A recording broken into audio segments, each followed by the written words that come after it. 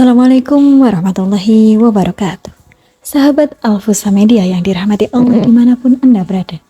Pada video kali ini, kami akan menceritakan kisah menarik tentang keagungan ilmu dan penjelasan Imam Az-Zahabi tentang kata ilmu enggan mendatangi seseorang sampai ilmu itu dipersembahkan kepada Allah secara ikhlas.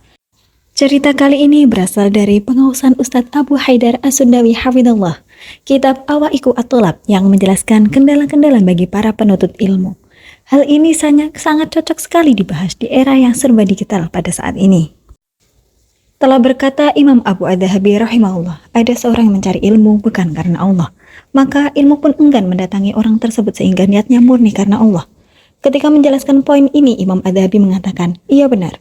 Awalnya seseorang mencari ilmu dan yang memotivasi dia untuk mencari ilmu adalah suka terhadap ilmu, ingin menghilangkan keterikatan dari dirinya atau yang semacam itu.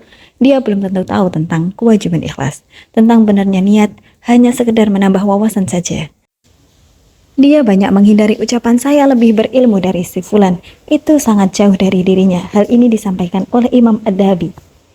Ada sebuah kisah, dikisahkan ada seorang laki-laki pemuda miskin. Dia mau melamar seorang wanita yang memiliki status sosial dan kecantikan. Wanita ini menolak karena kefakiran pemuda itu dan juga karena status sosialnya. Si pemuda ini berpikir dengan apa agar bisa dipinang, apakah dengan harta ataukah dengan kedudukan, dengan kehormatan. Akhirnya dia lebih memilih mencari kedudukan, kehormatan. Akhirnya dia belajar ilmu. Setelah belajar kemudian dia menjadi pintar. Maka jadilah dia sebagai seseorang yang mempunyai kedudukan. Setelah itu tiba-tiba datang utusan dari wanita yang dulu dia lamar. Wanita itu menawarkan dirinya untuk menjadi istri. Itulah efek dari ilmu. Dengan ilmu terhormat teraih, harta pun teraih. Tidak ada sesuatu yang lebih besar pengaruhnya dibandingkan ilmu.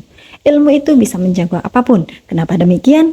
Karena pemuda itu bisa meraih semuanya. Bukan dengan niat awal mencari ilmu itu salah dengan tujuan agar bisa melamar wanita.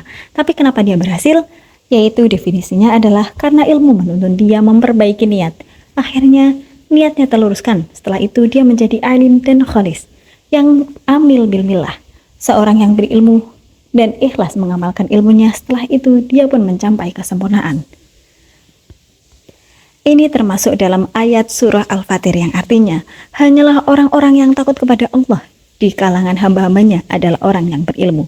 Dia warok ketika mencari ilmunya dengan meninggalkan wanita yang terlebih dahulu dia mencari ilmu karena wanita itu. Cita-cita seperti itu dia sisihkan untuk fokus ikhlas karena Allah Azza wa Jalla. Dan kemudian dia pun berhasil meraih semuanya. Allahu a'lam. Sekian video yang dapat kami sampaikan pada kali ini. Kurang lebihnya mohon maaf. Assalamualaikum warahmatullahi wabarakatuh.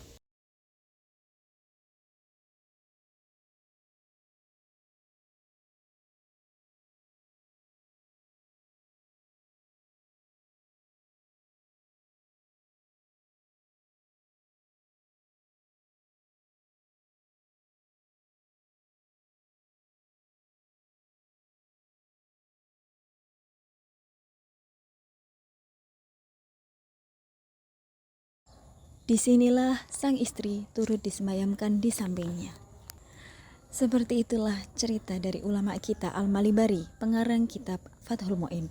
Semoga Allah senantiasa merahmati keluarga besar yang telah berkontribusi dalam banyak menghidupkan majelis ilmu di Kerala, India ini, khususnya kepada Syekh Ahmad Zainuddin Al-Malibari, yang karya tulisnya Fathul Mu'in terus-menerus diajarkan di berbagai pondok pesantren di Indonesia. Amin. Demikian cerita yang dapat kami sampaikan pada video kali ini. Kurang lebihnya kami mohon maaf. Wassalamualaikum warahmatullahi wabarakatuh.